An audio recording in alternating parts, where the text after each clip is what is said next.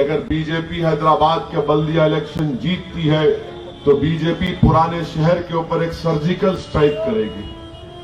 आप बताइए कि क्या एक पॉलिटिकल पार्टी इस तरह का जुमला इस्तेमाल कर सकती है कि शहर के किसी इलाके पे बोल रहे हैं कि सर्जिकल स्ट्राइक करेंगे और यहां से पाकिस्तानियों को भगाएंगे।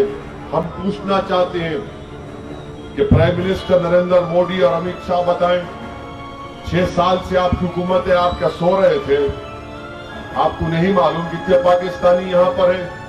अगर है तो बताओ, मैं 24 घंटे का टाइम दे रहा हूं आपको। एक 100 नाम बताओ जो पाकिस्तानी पुराने शहर में रहते हैं।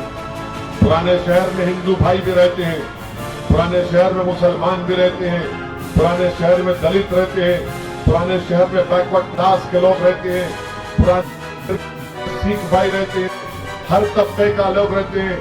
6.5 साल से अल्हम्दुलिल्लाह यहाँ पर एक फसाद छोड़ो, फसाद के जैसा माहौल नहीं बनने दिया हम लोग। यहाँ पर मजहब की आजादी सबको है।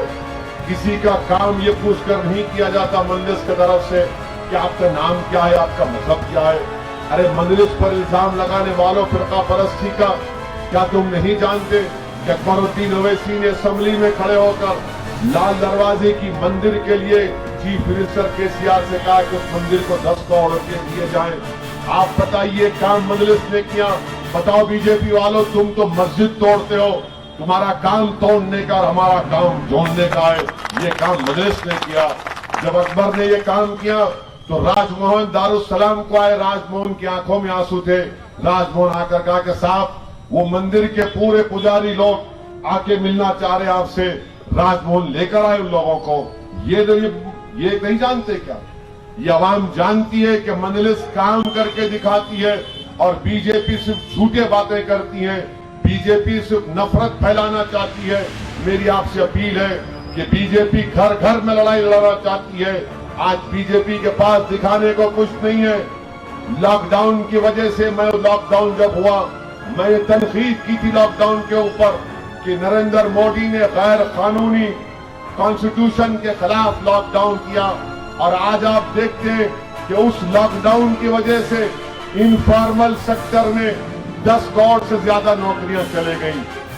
करीब 35-40 लाख जो सैलरीड एम्प्लॉइज हैं उन लोगों की तनख्वाहें कम हो गई हैं।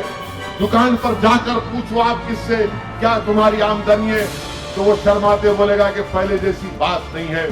ये किसने किया? नरेंद्र मोदी की हुकूमत ने गलत टाइम पर लॉकडाउन लगाया।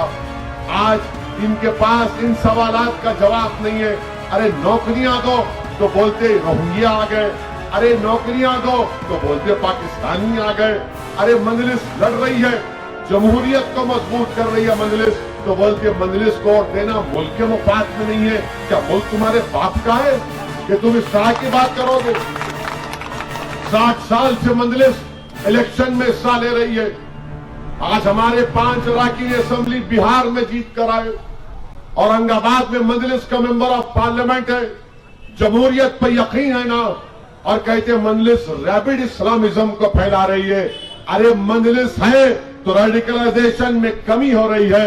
मजलिस है तो तमाम दीवाने लोगों को कंट्रोल किया जा रहा है। मजलिस है तो मजलिस को वोट देने का मकसद ये कि आप भारत की जमहूरियत को मजबूत करेंगे। मजलिस को वोट देने का मकसद ये कि हम पुराने शहर में अमन को और मजबूत करेंगे। मजलिस को वोट देने का मकसद ये है कि आज हैदराबाद जो सारी दुनिया में मशहूर है, ये इस तरह के गलत वाहियात किस्म के बयानात देकर मैं वजीर आजम को पूछना चाह रहा हूं, अमित शाह को पूछना चाह रहा हूं कि तुम सारी दुनिया को क्या पैगाम दे रहे हो? जो हैदराबाद में आकर करोड़ों रुपए इन्वेस्ट करते हैं, हमारे बच्चे, पुराने शहर के बच्चे और बच्चियां जाकर साइबर सिटी में काम करती हैं। अरे बताओ तुम क्या कर रहे हो? तुम्हारी एक इलेक्शन के लिए तुम हैदराबाद की तौहीन कर रहे हो।